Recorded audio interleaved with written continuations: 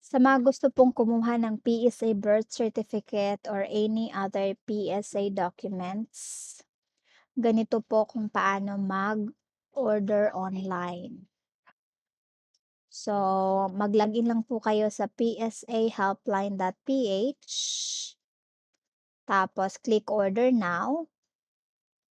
So, by choices po dyan, pwedeng birth, pwedeng marriage, sinumar, or death. So, for today, pipiliin natin yung birth. Yan, click nyo lang yung birth, tapos accept mo yung, click mo lang yung mga box na yan, tapos click continue. Tapos, pwede mong kunin yung sarili mong birth certificate, pwede naman yung birth certificate ng iba, tapos continue. Ayan, tapos i-ready mo yung mga details na to kasi kakailangan mo to. Tapos click continue again. Ayan, so fill up mo lang yung mga details na kailangan mong fill upan.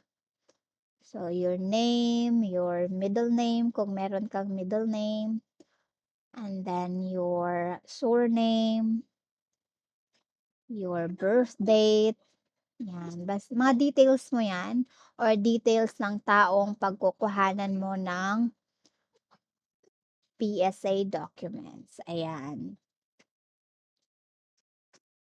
And make sure lahat ng details na in-input mo ay tama. Yes, after pumili ka ng ID na meron ka na maipakita mo during the delivery day. Ayan, may maraming IDs, mga valid IDs dyan. So, check mo lang kung ano yung ID na meron ka. So, for now, let's choose passport and then continue. Click continue po. And then, check mo kung tama yung details. Baka may namali ka ng spelling, saka ka mag-continue. Next mong i-input ay yung name ng parents. Kung wala naman, so click nyo yung no father. Pag meron, huwag nyo nang i-click. Tapos, first mong i-input yung name ng father mo. So, of course, name, middle name, and surname. And then, after that, yes, after mo ma-input lahat, ganun pa rin, i-click mo yung continue. So, every time, click mo lang yung continue. Next mo yung i-input ay ang name ng mama mo nung pagkadalaga. So, kung hindi mo alam, kung alam mo lang ay yung married name niya, pwede naman. Mache-check din naman nila yun doon. So, next is, after mo ma-fill up yung details ng mama mo, click continue. Ayan. Tapos, next is yung lugar kung saan ka pinanganak, kung anong municipality, kung anong barangay. I-input mo lang, tas continue. So, every time po, click nyo lang po yung continue. So, may mga reasons po bakit ka kumuha. Pwedeng passport, pwedeng school requirement, or kung ano mang reason kung bakit ka kukuha ng PSA documents. So, pumili ka lang po dyan kung para saan po ang iyong kinukuha na documents.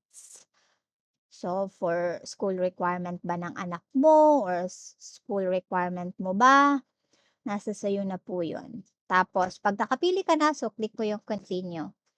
For now, pipiliin natin yung passport. Tapos, click natin yung continue. Okay, tapos kung passport kasi, magtatanong sila kung saang bansa. So, lalagay natin Belgium yung pupuntahan mo or kahit anong country na pupuntahan mo, lagay mo dyan. Next is yung details mo, kung saan mo ipapadeliver yung PSA documents na kailangan mo. So, input mo lang yung exact address kung saan mo tatanggapin yung delivery. So, kung may landmark kayo na alam, ilagay nyo po dyan lahat ng details kung saan nyo po kukunin yung delivery. Ayan. Yan. So, fill up nyo lang lahat kung saang lugar, saang barangay, saang sitio, saang subdivision, o saang lugar mo man kukunin o tatanggapin yung ino-order mo na online. Tas input mo lang yung zip code, yung number mo, tsaka yung email mo. Make sure active yung email mo kasi doon po sila magse-send ng receipt. Tapos after po nun, check nyo po kung tama yung lahat ng details na in-input ninyo. Because once na ma-confirm nyo na po yan, mahirap na po yan baguhin. So, kung kayo yung tatanggap ng documents, click nyo yung kayo yung tatanggap. Or kung may inauthorize kayo na tao, click nyo rin yung pangalawang option. So, since yung kukuha naman ng kinukuha nating birth certificate ay yung may-ari, so doon tayo sa first option. So, make sure po ang tatanggap ay kamag-anak. Okay? So, ayan na. I-confirm nyo, tas continue. Ayan. Tas meron tayong different way of paying. So, pwedeng credit card, pwedeng GCash, pwedeng Maya, pwede ring bayad online, 7-Eleven, Palon Pawn Shop, and more options pa. But for now, gagamitin po natin yung GCash. Mas mabilis po siya. So, pay with GCash. So, after po niyan, mag-o-open yan ng tab kung saan itatype mo yung GCash number mo. Tapos, yung number mo sa GCash, makaka-receive ng code. Ayan. Tapos, input mo lang yung 6-digit na code. Tapos, yung PIN mo, tapos automatically, ayan, na mag-a-appear yan. So, click nyo yung pay, 365. Tapos, antayin nyo lang hanggang maging successful ang inyong pagbabayad online. So, magpa-pop up po yan. Ayan, successful na po yung payment natin. Tapos, i-check nyo na lang po yung mga delivery reminders. Ayan. So, basahin nyo na lang po kung paano nyo kontakin yung PSA in case may changes sa address na in-input ninyo in the system. Ayan po.